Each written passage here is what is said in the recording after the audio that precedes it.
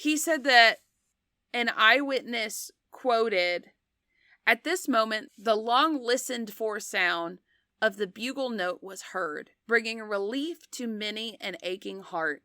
We congratulated each other and in a moment more would have been outside of the enclosure to welcome our deliverers when there was poured into the station a heavy volley of musketry, accompanied with savage shouts for blood.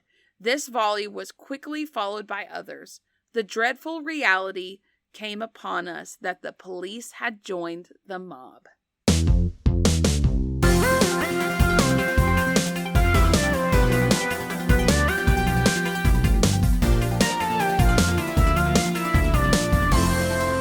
Welcome to Ill-Equipped History, where two best friends, I'm in a singing mood, tell you about history. Yay! I'm Emileigh, and I remembered to introduce myself this time. Yay! Yay! And this is Morgan, my wonderful, perfect co-host. Oh, hello. Hello. You're perfect. You're perfect. So we're perfect together. Forever. I forgot the rest of the song. How are you? I'm good. We're back after spring break, and Yeah. it was not long enough. But I did adulting things. I did my taxes, and Oh my God. we're getting closer. I talked to a mortgage lender, so we're going to start the pre-approval process and get a house. I'm so proud of you. I'm so happy. I still need to go through all those houses you sent me. But they all look so adorable. I know. And they're all like in my budget. And I did send Emily one where I was like just going through the listings, and it's like, It looks like a brand new build. And the post on the porch is like very crooked. And I was like, I was just like literally strolling because it's not even in my budget, I don't think. And I was like, I can't look away from how crooked this post is. Concerning if it's a new build. Absolutely concerning. Yeah. Don't do that. Not good. I am literally living my best, nosiest life because another one of our friends is also in the market for a house in my area. So there's a possibility I might actually get to go look at some of these houses, and I love nothing more than to go into a house and mentally renovate it in my mind. Like, what would I do if this was mine? I can't afford it. I'd be great at flipping houses. I really would. Someone just needs to give you the money to do it. Yes. Invest in me. I'll do Invest in me. Invest in me. But I've been doing some adulting things too. We're going to do the most adulty thing with our tax return when we eventually file them because we're being lazy. We're going to go get a will put together. That is a very adulty thing. Yeah. But we were like, if something happened to us, we do have children to think about. And, you do got some assets and, Yeah, well, I do got a dump truck, that's for sure. That's my biggest asset. All right. One half goes to the son, and the other half goes to the daughter. Mounted on the wall. Like that episode of SpongeBob. Yes. I mount your booties on my fireplace. Listen. We got to split these assets somehow. So, might as well. My God, how do we segue into what we're talking about today? There's no good way, I don't think. I don't know what we're talking about, so... Buckle up, we're going to Panama. Oh, right, Panama. I love Panama. I've never been, but I love it. Let's go. I know. Do you like the... I don't know why I did that.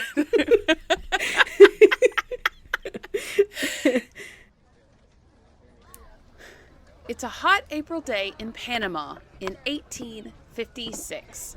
Two men are sitting in the shade, slicing up watermelon to sell and chatting. Gonna be a hot one this year. You think so? At least the rain will cool it down a bit. Yeah, well, until it gets humid. It's always the humidity that gets you. True, true. You heard about the Americans that came in on that last train ride? They were causing a ruckus at the bar down the road. Yeah, I got the word. Better stay away from that lot. Good idea. The drunk ones are always the worst.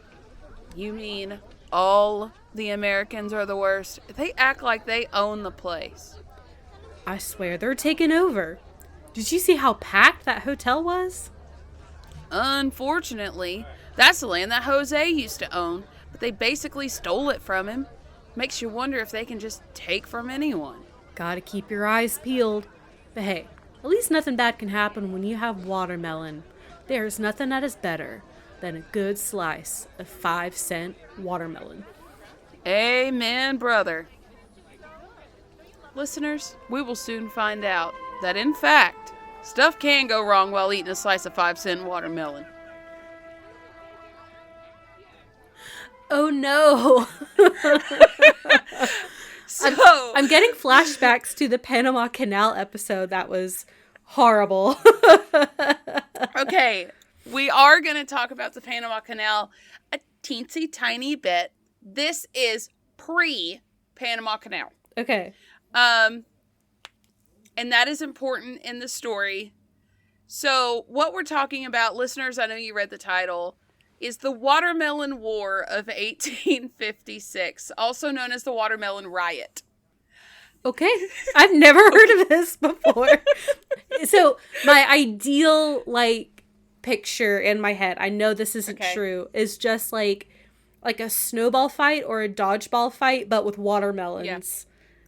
That sounds lovely. I wish it was. I know it's not going to be that, but I wish it was. It's so much worse. It's so stupid. Stupid and sad and lead. It's a snowball. It's a classic snowball effect. So, before we talk about what happened in April of 1856, we have to set a scene. Okay. So, what is the current state of affairs in Panama? And guys, remember, I don't mean Florida. We're talking the country. Central America, the isthmus of Panama. Okay? Look at you and your vocab. That's a $10 vocab word right there. Isthmus. Thank you. Isthmus. So, I always feel like I have a lisp when I say it, though. You have to. You go from S to TH. Isthmus. Yes. Also, whoever put an S in the word lisp was it's cruel. That's just mean. There you go. So, at the time, Panama was part of a country called New Granada. And the Treaty of Guadalupe Hidalgo officially ended the Mexican-American War, which went on between 1846 and 1848. Now, that is important because that is when we got California. Right. And it's really interesting. As an American, you just think, we're America, right? We're all there. No. We got California 80 years after America was America. It's just kind of mind-boggling. That's my little side tangent. The Western United States was Mexico. Yes. All the way up to yes. Oregon and Washington. That was Mexico. It was. So this is great because at this time, I know we've talked about it before, America's manifest destiny. Mm-hmm. We want to, so now we are a coast-to-coast nation. But everywhere in between is wild. So wild. Right. The most wild. Except for the Oregon Trail. You want to know about that, go hit up the Donner Party episodes. Fair warning, you might get sad. Yeah. So we also have Lewis and Clark. And we have Lewis and Clark, which predates the Oregon Trail. Right. So the United States is in this weird predicament where we're like, wow, we've expanded. This is awesome. Oh, no. We now have citizens that need to get their mail to the other side of the country. And also, people need to get across the country very easily to settle our new establishments.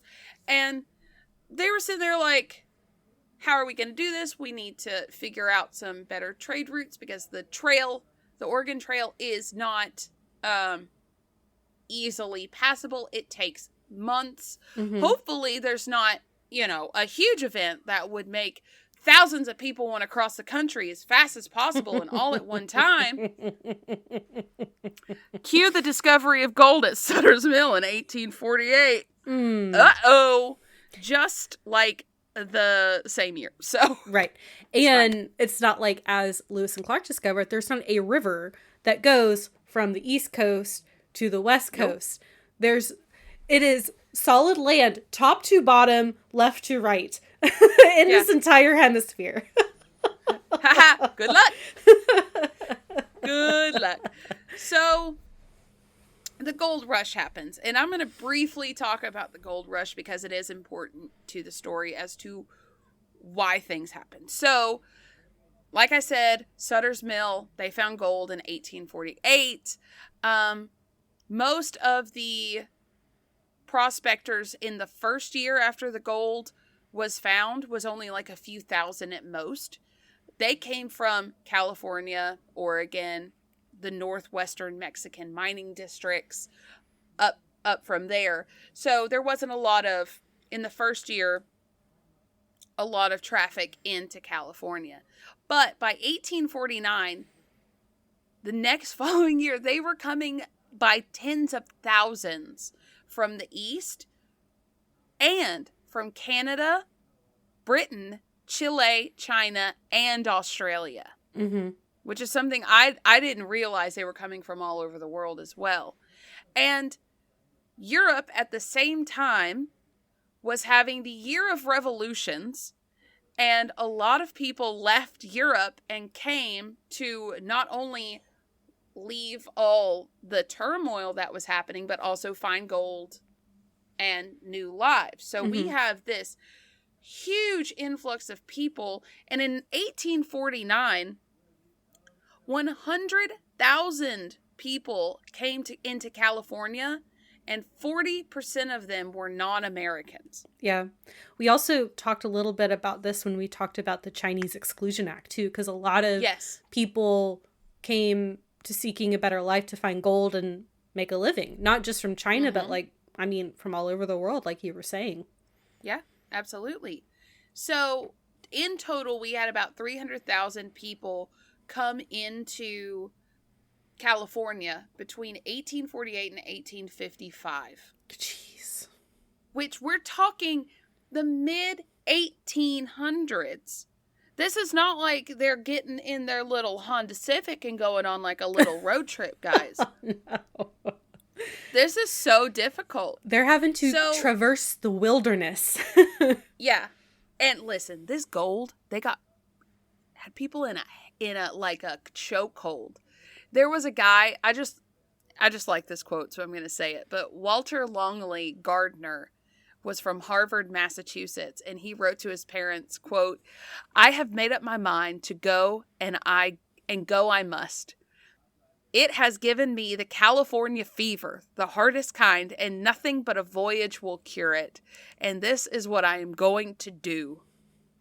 He had the itch. He did. He was going. And a lot of people had this mentality. They were like, I will get there come hell or high water. Mm-hmm. Pack your bags, kids. Yep. So there were a few different routes to take. 3 main ones if you're going from the East Coast to the West Coast. Now, if you were coming from, I don't know, the West towards the East to get to California, like, let's just say hypothetically you're coming from Hawaii. You're fine. Get on a boat. Cool. If you're coming from the East, oh my God, you could go by land on the Oregon Trail. You could, Morgan, I have a map if you want to scroll down.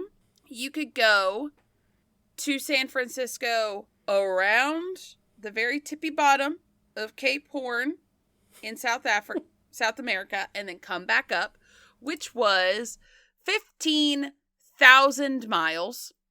Or you could go to Panama, cross the isthmus, and go up that way, which was only 7,000 miles. Now, please remember, guys, I said this is pre-Panama Canal. So you can't just stay on the boat the whole time. Right. But there's an obvious route, right? Because taking the land takes months. And yes, taking water also takes a very long time, but significantly shorter amount of time. So there's an obvious route, right? Go through Panama. Duh. But it had its downsides. It was very difficult to get heavy equipment across the isthmus. And cholera, malaria, and yellow fever and typhoid ran rampant, which we did talk about in the Panama Canal episode, because obviously this is before that happened, so they hadn't figured out how to combat that yet. And you would land near present-day Colón in the Chagres River on the Caribbean side, and then coming from, like, New York on a steamer. And then hundreds of people would get off at a time. And then you ended up having to pay somebody for these, like, dugout canoes and to, like, take you upstream about 20 miles on the Chagres. And then from there, you had to either walk or ride a mule, pay somebody to, like, take you on a mule ride to Panama City on the Pacific. And I do have a better map of that specifically if you scroll down. So you can see from the Caribbean side, you start at Fort San Lorenzo. They have a 20-mile canoe ride. Then they get off in Cruces. And then they have to take the rest by foot or mule. And on the route, there was a very, very, very high chance that you were going to be robbed by bandits. Oh, good. Because, of course, you were. Right. And then, once you got there, you had to wait for the steamer to come from San Francisco down to get you. And these steamers are running on a route because they are established mail routes. We're going to back it up just a little bit and talk about the Mallarino-Bidlack Treaty of 1846. All of what I just said was possible for Americans to do, easily without too much threat, because New Granada signed this treaty back in 1846 as a way to protect Panama. So what Panama got from this treaty, what New Granada got from this treaty is Panama tended to be a very rebellious territory, and New Granada was worried that some of the European countries would see how important Panama was and take part in one of the rebellions and take it for themselves. So they just, they saw America as a powerhouse as far as military at the time. And this treaty granted Americans transit across Panama. And also the Americans for that also agreed that it belonged to New Granada. And that the Americans would only use military forces to ensure the neutrality of the area. So basically, the Americans were like, we'll protect it. We'll basically be your bodyguard. We'll make sure no one else tries to take it if you let us have access. And basically, transportation rights across. So it kind of worked out for everybody. But, of course, in normal United States fashion, don't come after me, government.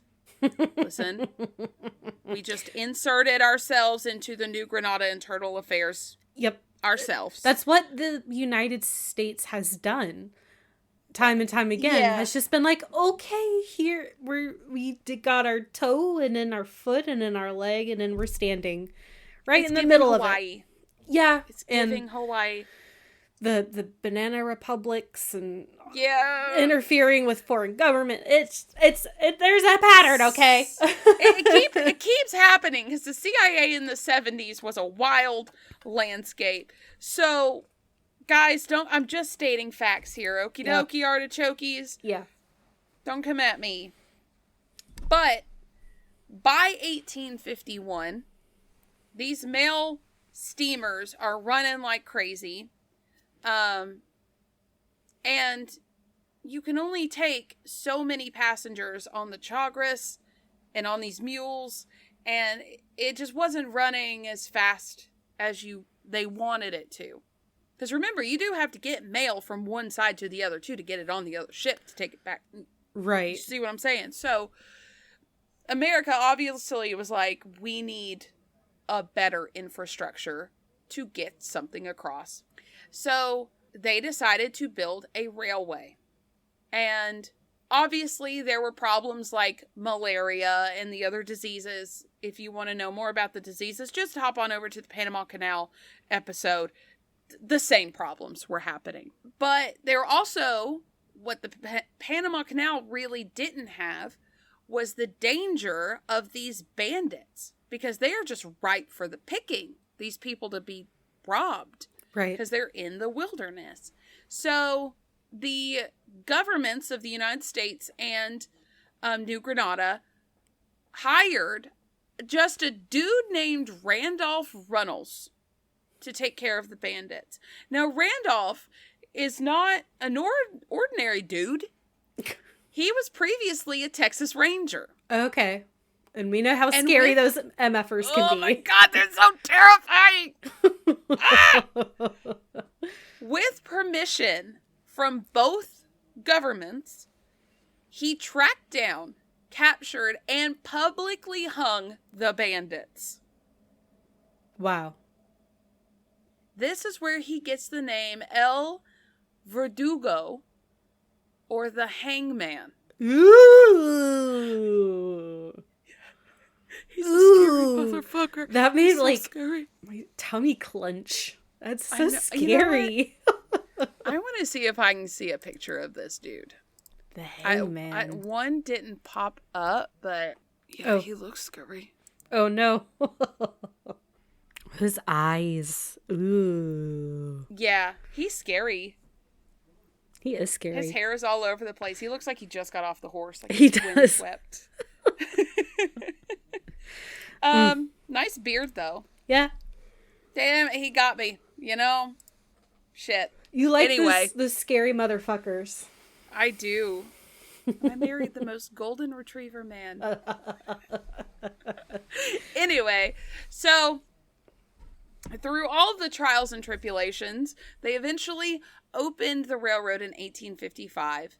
And this shortened the trip from one side to the other by like days to weeks. Oh, wow. Which is this amazing.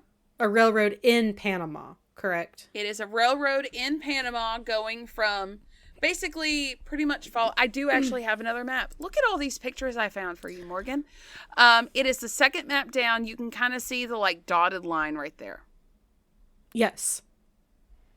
Yes. Okay, so that's the railroad.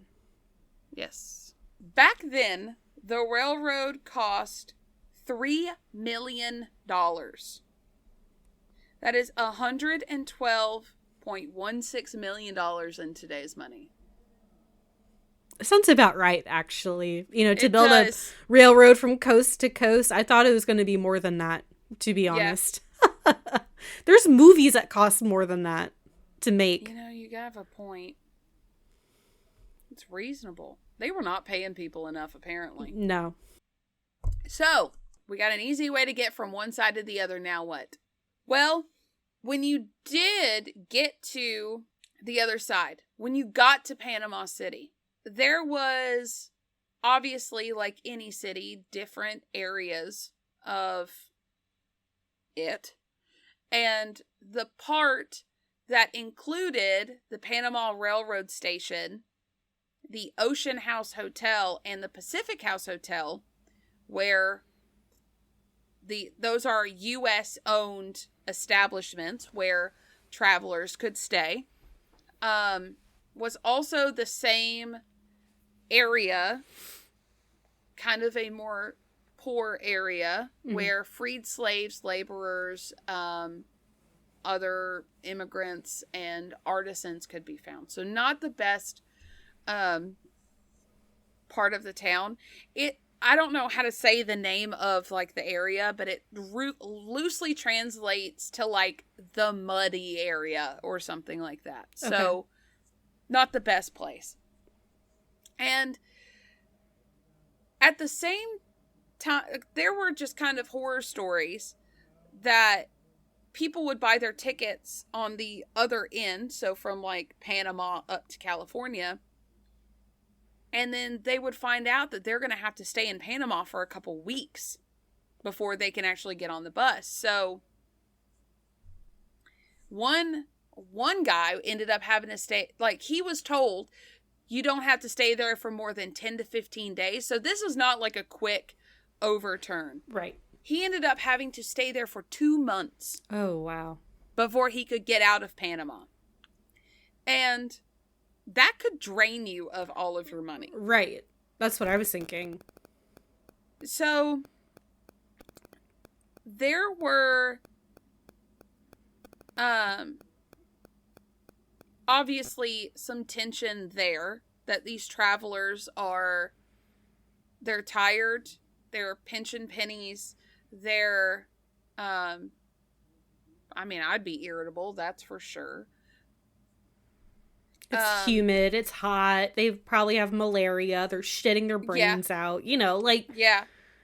They're having a rough go at it. Yeah. And that's just from the traveler side of it. So, what do the locals think? They perceived the U.S. owned buildings as kind of like a foreign presence. They didn't want these people here. Mm-hmm. And they referred to them as fortifications, even though they were like, I have a picture example of like what the train station looked like. You can tell it's just like boards. It's not like it's a just fort. It's like a fence and like a building with like a porch. Wood building. It's not Yeah. anything crazy.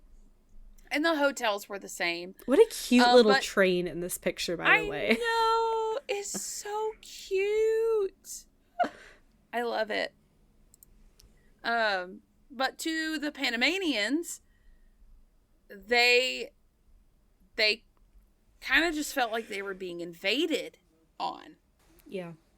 And they saw their way of life that they loved being rapidly taken away from them because of this huge influx of people. Because remember, hundreds of thousands of people are going through here. Right. And they thought, like their history's fading away. So now they are very resentful to all the Americans coming through. Makes sense. And another thing that made them very resentful is that when the railway was being built, there were tons of jobs to be had. Mm-hmm. Well, now the railway's done.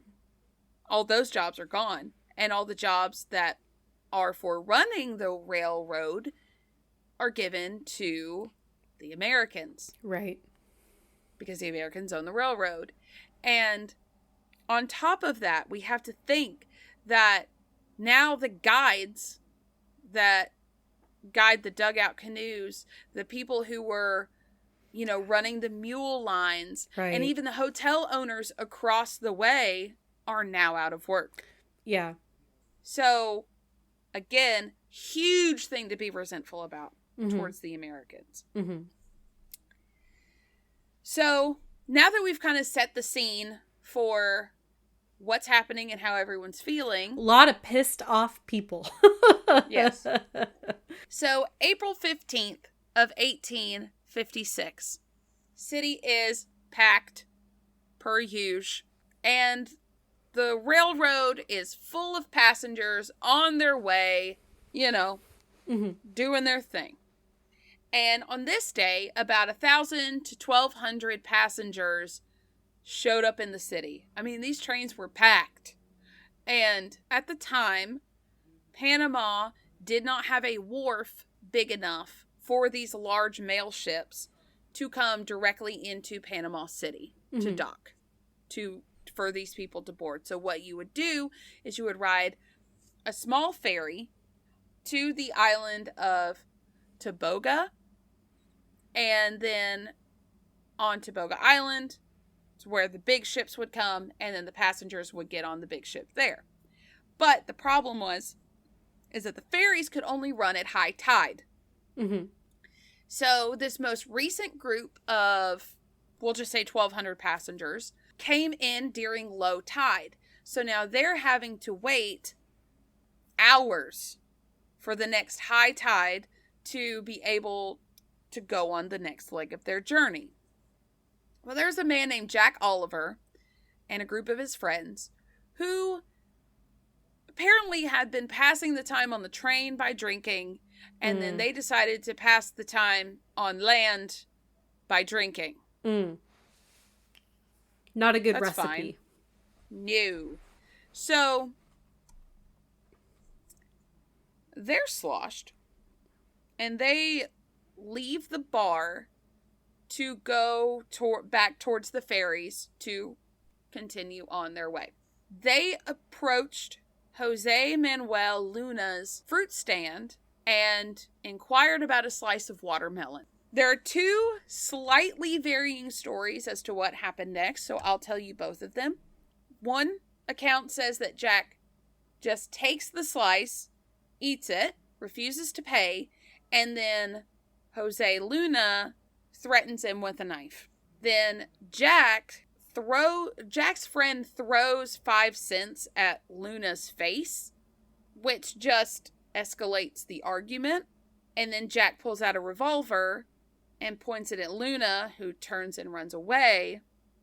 But then another Panamanian sees what happens, tackles Jack. During the scuffle, the gun goes off, shoots a bystander in the streets. So that means an American has shot a Pandemonium. That's one account. Now, another slightly different story is that Luna told him to pay. Oliver refused and said, "Don't bother me, kiss my ass." That was a quote. Luna said, "Take care that here we are not in the United States. Pay me my real and it will be all right."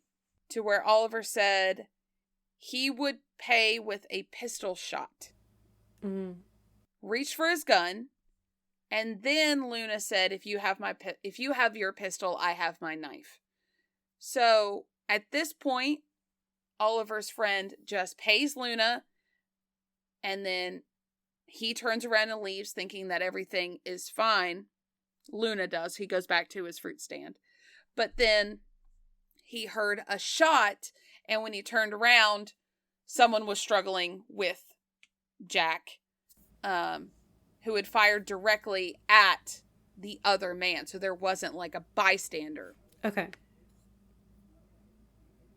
In the struggle, the guy who was wrestling with Jack was able to grab the gun and ran away towards the center of town. Okay. So either he shot or another bystander shot. Right. I really think the main differences in this story is who is the original aggressor. Okay. Is what it comes down to. Right. I don't think it really matters in the long run, but in one of these stories, Jack pulls out his gun first. And then in the other story, Jose pulls out his knife first. I don't think it really matters in the long run, but I don't know who was the original threater. At some point, a weapon was brandished. Exactly. To threaten. Who? Over a 5-cent slice of watermelon, guys. Remember that. Either way, doesn't matter. The people of Panama are pissed off. And they swarmed. they came out with stones, machetes, and anything they could grab. And they shouted, "Carajo Americano," or "Damn American." And I don't know exactly why they did this, probably just the tensions, but they ran towards the American hotels where most of the Americans obviously were gathered. Mm-hmm. So the Americans, in turn, grabbed their guns and weapons and fought back, of course, to defend themselves. So, after a few hours, the Pacific House, the Ocean House, and McAllister's store, and most of the other United States-owned businesses were destroyed. Wow. And then they turned their anger towards the railroad station. Oh, no. So the church bells had rung to warn the city of danger. And during this time, one of the railroad agents, Joseph Stokes, had got word out by telegraph that an oncoming mob was, en route, and asked other stations for help and to warn everyone of the emergency. So the mob shows up, and the chief of police, Manuel Maria Garrido, the governor Fabrega, the U.S. Consul, Thomas Ward, and his secretary, Theodore Sabla, all came to try to quell the mob. Mm-hmm. They, I guess, did their best to try to calm down the people of Panama. But bottles, bullets, and stones, it was said to be flying in all directions. One bullet apparently hit the governor's hat, and then another one either hit Sabla in the leg or a police officer. I don't know. I've heard both. So it was either Sabla got hit in the leg or a police officer was hit. So they thought that the shot came from the railroad station. So it would have been an American that shot them. Mm-hmm. So the police just joined the mob instead. Wow. And according to Amos Convine, who came from Washington later to investigate exactly what happened during this incident, he said that an eyewitness quoted, "At this moment, the long listened for sound of the bugle note was heard, bringing relief to many an aching heart. We congratulated each other, and in a moment more would have been outside of the enclosure to welcome our deliverers, when there was poured into the station a heavy volley of musketry, accompanied with savage shouts for blood. This volley was quickly followed by others. The dreadful reality came upon us that the police had joined the mob." Wow. So they heard the bugle of the police, and were thinking, "Thank God we're saved, because the police are going to stop this." Mm-hmm. And then we're about to go outside and be like, "Thank you," but then they realized the police were not on their side. Yeah. And these are just travelers, guys. These are just innocent bystanders. Right. In his report, the governor insisted that the Americans in the station had fired on him and the police, and therefore he had no choice but to order them to fire back. Sure. Okay. And he did actually acknowledge that in their blind excitement and fearing an attack, furiously attacked the Americans. Mm-hmm.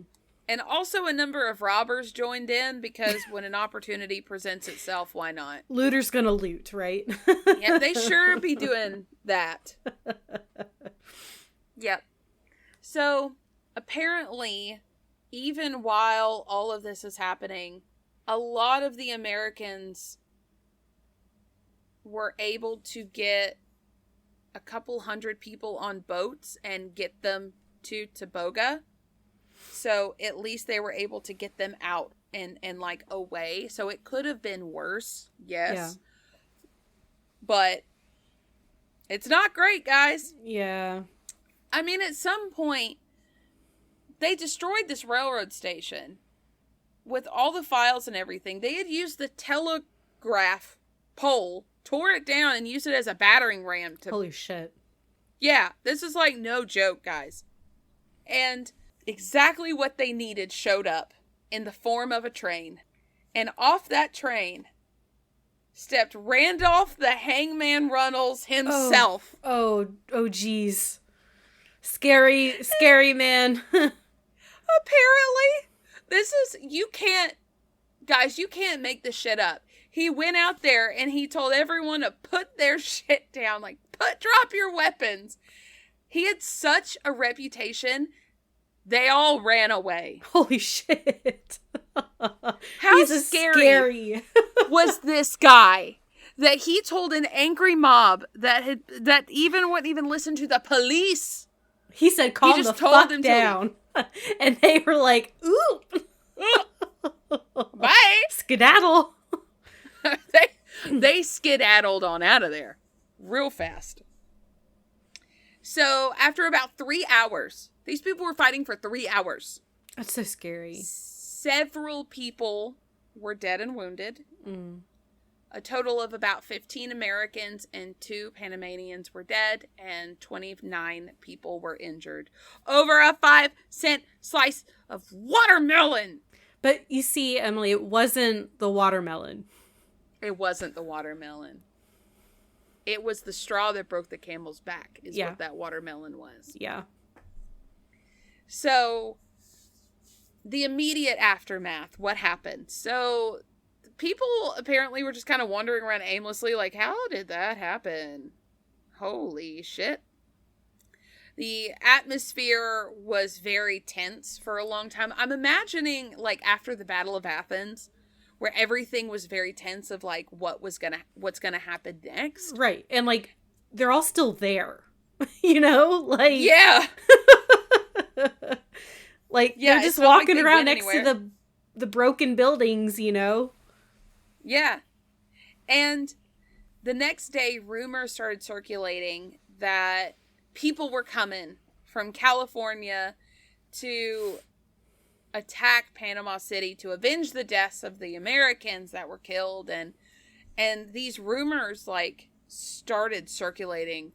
So they started forming another militia to protect themselves. These are the Panamanians.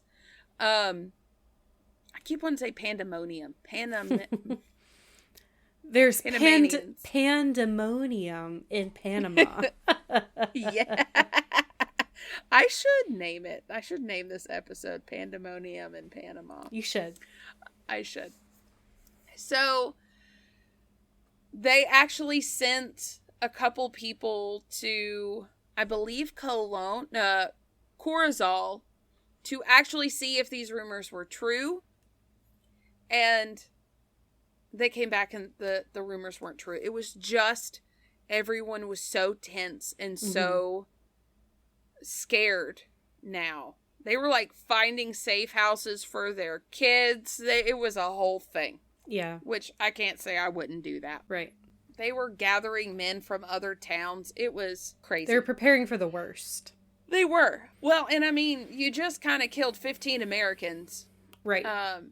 It's not a great situation. No, it's not. Like, I can see how, like, Americans would be inclined to retaliate. And I absolutely, because, I mean, America has a reputation.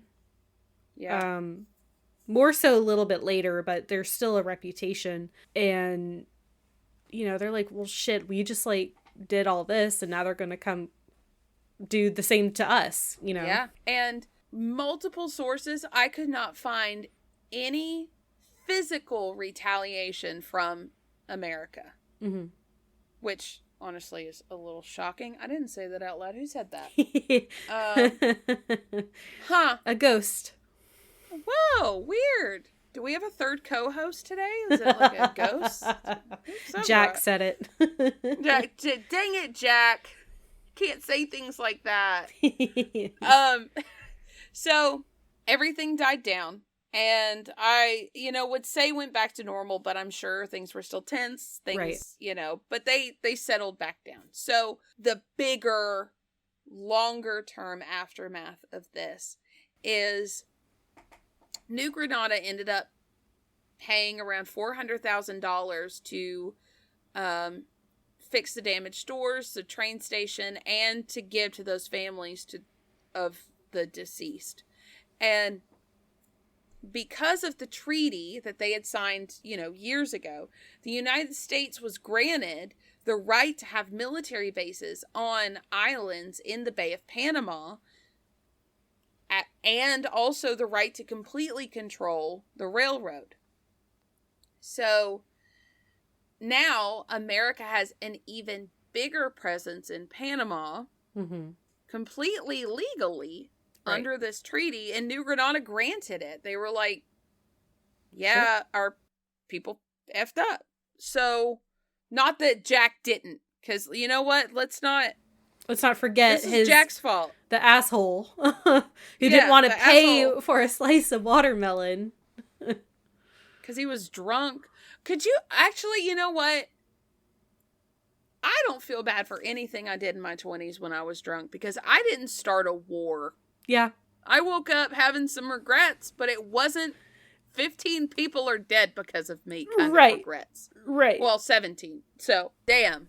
And then, because America do be doing what America has been doing. Yeah. They just kept creeping up with that power. Mm-hmm. And would participate in many military interventions over the decades. This whole snowball effect of this happening, America getting more presence, well, that presence built more American presence, and more became the groundwork for America coercing Panama to revolt to become independent, so that the Americans could build the Panama Canal. Which is exactly what New Granada didn't want in the first place. That is literally the entire reason that the treaty was signed, and they let the snake into their own boot. Yep. They put the snake in the boot. Yep. And then America was like, mine now, and I'm going to infiltrate your government and cause a revolt. Like they do again and again and again. America's so good at playing the long game. It's crazy. For even evil. Back then. Crazy for evil. I know. Like, how do we explain that I am actually proud to be American, but also be like, the fuck are y'all doing? I get very similar vibes to this tweet I saw, and I think about it a lot. Because I identify as a feminist, a very staunch feminist. Yes. And there's a tweet that has stuck with me that says, I do not support all women. Some you bitches are very dumb.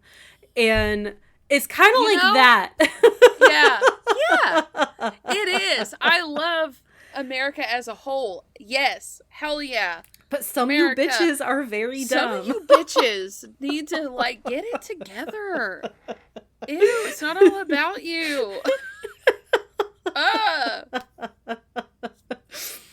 So, if you want to hear more, I know I'm going to plug it one more time. If y'all want to hear more about exactly how we went from kind of this point into the Panama Canal, go listen to the Panama Canal episode next. These kind of go really well together. Yeah. And if you want to hear more about how the U.S. has infringed on foreign governments, you can listen to the Hawaii episode, Hawaii's Last Monarch, and the Banana Republics episode. Yes. The unpatriotism will keep you up at night a little bit. Yeah. Just a little, but still, go America. If we've been doing the podcast for as long as we have been up to this point, and we're still like America, but with an asterisk, you know what I mean? It's like America with a most of you, because some of y'all bitches are very dumb. Very dumb. So, anywho, the military bases ended up remaining there until December 31st of 1999. I don't know why they left. That's very specific. Literally the last day of the 1900s. Y2K? Like, bye. They're like, we're getting out of Panama for Y2K. Yeah, they were like, you know what? We're not going to be here tomorrow anyway, so we might as well leave. Right. So yeah, that's kind of how one slice of watermelon affected the political climate for the next 100 years. That's crazy. It is. And I have a segment we haven't done in a while. I found some fun facts. We have not done fun facts in a while. We have not done fun facts in a while. And I was like, I want to put this somewhere. Where do I put it? It has nothing to do really with this. And I'm like, oh, the fun facts. Oh, we used to do fun facts all the time. You've gotten too focused. I know, we got too streamlined. We forgot to be loosey-goosey, so here we are. I put my little leg rest up if you heard something, because I'm zoned in for the fun facts. So, I'm just basically going to read Cliff Notes this story, but I thought it was quite interesting. So one guy was traveling to, wherever, California, and his name was Judson Amos, and he was publishing a paper in Baton Rouge. He heard about the gold rush, and he wanted to go there to do journalistic opportunities, because actually that's a really good idea. If you're not going to get in on the gold, you might as well write about it. Awesome. Write about it. So publish it, damn it. So he arrived in the Chagras with a 1,200-pound hand printing press. Holy shit. And he arranged for it to be loaded onto a barge, and then it tilted over and dumped into the river. No. And he somehow recovered it, loaded it back onto a barge, and had it poled, like on the canoe, poled to the place. That took a week. And then he had a team of mules carry it in pieces to Panama City. And then he had to wait for 3 months for the available space to the ship to California. So he set up a press and published the Panama Herald.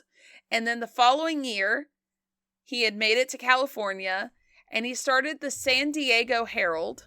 Wow. Is that not crazy? That Just is a crazy crazy story. I'm just imagining, like, when the printing press went into the river, the first thing I thought of was him just, like, diving after it. Like, no, my press.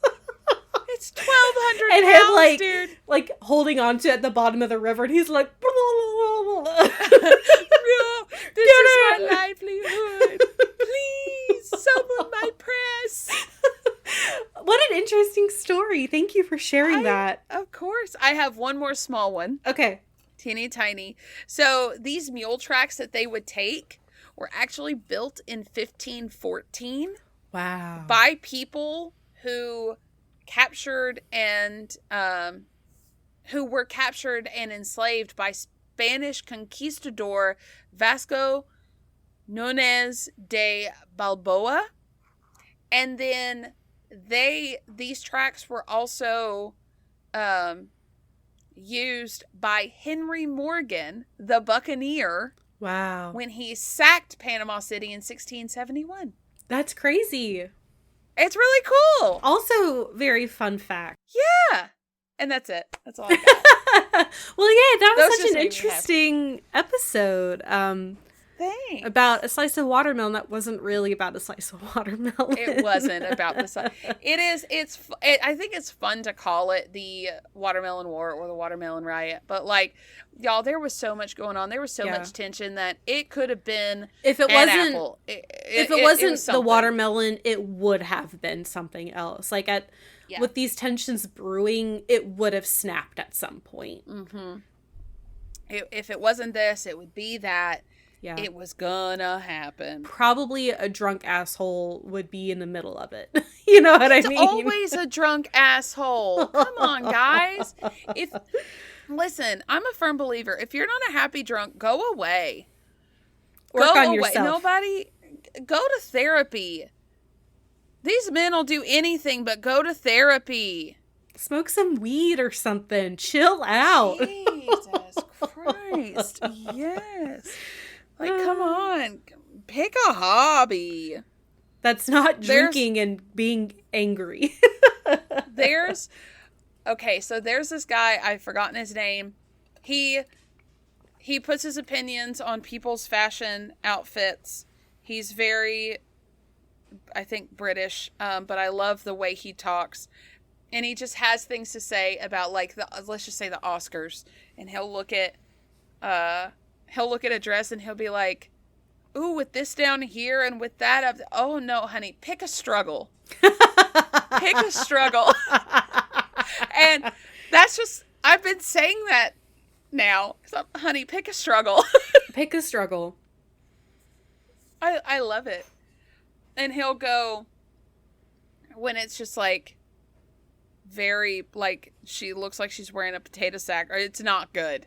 Mm-hmm. Very granny. He'll go, oh. And that's all he'll say, and just go on to the next one. If I find one of his, I'll send them to you. They're great. Please do. I only want him telling me about fashion now. That's great. Oh. Pick a struggle. I like that a lot. Pick a struggle. Yeah, that's what I'm going to tell myself, honey. Pick a struggle. I can see you start telling that to your kids since they're complaining about something. I'm like, pick a struggle. Like, do you want this or are you trying to do this? Like, make up your mind.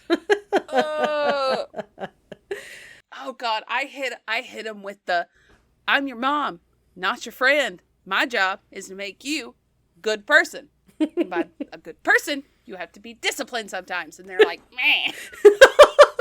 I'm not your friend. I'm your mom. I'm your mom. I ain't one of your little friends. Oh my God, we digress so hard. Okay. Okay, listen. Guys. We didn't do... Hold on. My brain just had an aneurysm. We didn't do socials yet. Yes, we do need to do socials. I was about to send us off. Oh my God. Okay. Jesus. Okay. If you like this and you want to see more of us. And hear more of us. And hear more of us. You can find us on Facebook. Ill-Equipped History Podcast Group and page. TikTok. At Ill-Equipped History. Instagram. At Ill-Equipped History. Gmail. Ill-equippedhistory@gmail.com. And Patreon. Patreon.com/ill-equippedhistory. Guys, we got a good one this month. We talk about thongs. And string bikinis. And tuxedos. And high heels. And blue jeans. Oh, blue jeans. That aren't as American as you think they are. They're not. Really. But they make your butt look good. Yeah. No matter who you are. That's right. So if you want to know what we're talking about, go to our Patreon. Go to our Patreon. Am I being abducted by an alien? I have no idea what's happening. Oh my God. Okay. Guys, if you go out tonight and you get drunk, please, for the love of God, pay for your watermelon. Don't start a war. Don't start a war. Don't be a dick. Yeah. You know what? Pay the workers for your food. If your friend, let's go further. If your friend is being a dick, call them out. Yeah. Stop enabling bad behavior. Jack's friends could have stopped that. Been like, hey, you're being an asshole. Give him the 5 cents. Yeah. Put your pistol up, sir. Hang on. Okay. Guns and alcohol. This is 1857, right? Yes. Okay, I'm going to look up how much 5 cents was in 1857. Also, I just Googled it. We have no idea what happened to Jack afterwards. He did narrowly escape, from what I can tell, but we don't know what happened. Oh, really? Yeah. I wonder if he was one of the ones that got on the boat. They're like, maybe. Get out of here. So 5 cents in 1857 is about $1.87 today. Reasonable. I think I've paid more for fruit on the beach. Yeah. It was fucking amazing. It was like mango and cucumber and strawberries with like tahini on it.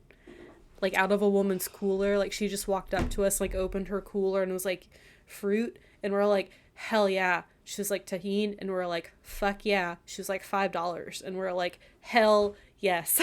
That woman is making hand over fist. She's making so much money. Good for her. Good for her. Oh my God, good for her. I've always wanted one of those ice cream boats, you know? Go up to other boats and be like, you want some ice cream? There's boats that do ice cream? Yes! There's some boats that, like, in the ocean, you can swim out and get some ice cream and then swim back to the beach. Oh, that's fun. I done did it once. I nearly drowned holding that ice pop out of the water. That seems inconvenient. You would need like a floaty so you could like at least like kick and like eat the ice cream. Yeah. Well, then could you imagine a wave getting you and there goes your ice That would be so sad. I mean, I know there's like swim up bars and stuff in pools, but I've never heard of swimming out into the ocean to get ice cream. Listen. It could have been a mermaid. It could have been a siren song. I don't know, but she lured me into the ocean with the promise of some ice cream. So gosh, I guess they just changed their ways. I have SpongeBob on the brain because now I could think of the SpongeBob movie where they get lured by ice cream and then they're almost eaten by the giant fish. That was you. Are our lives just SpongeBob? Yeah. Okay. Yeah. You know, if I ever meet a millennial that's just like, I don't like SpongeBob, we can't be friends. No. Get out of my life. And I mean it. Get out. I will say, poor Nick is not a SpongeBob guy. Yeah. But he's never said I don't like it. Yeah. So Kyle's the same way. It all the time. He didn't really watch it a lot growing up because he can't really sit still long enough or stay awake long enough to watch a show. But he knows of it. And he deals with my references and my jokes. And he's like, haha. I've got the kids saying, every time they'll pick up a rock, they'll go, it's not a boulder, it's a rock. And they'll go, the pioneers used to ride these bad boys for miles. It's the best. And my son one day busted into the bathroom just to sit on the floor and do the whole like Squidward future. And he did the whole thing, and I'm like, bro, I am trying to use the potty right now. Thank you for showing me your skills. So, but I also understand because future. By far one of the creepiest. Okay. What is the scariest SpongeBob episode? I need to know. Oh, I haven't seen every episode. I can tell you right now which one freaks me out the most. Sure. Doodle Bob. Doodle Bob can die. My brother and I used to skip it. Really? We're like, Doodle Bob episode? Hell yeah. I always thought it was really funny. I'm not a shopping list. I'm a ghost. Smitty Werbin Jaegerman Jensen. He was number one. Okay, this episode is now devolved into SpongeBob. Okay, jokes. We gotta go. Mm-hmm. We should have put timers on ourselves. We did actually do that before the episode too. We did, and we were mostly good about it. Yeah, it's fine. And then Emileigh's timer was up, and she was like, "Also, there's additional drama." And I was like, "Fuck the timers, tell me, tell me." So we spent like 3 extra minutes. But yeah. I wrapped it up quick. Yes. We're doing better. Better than we are right now. Yeah. Okay. Okay, bye.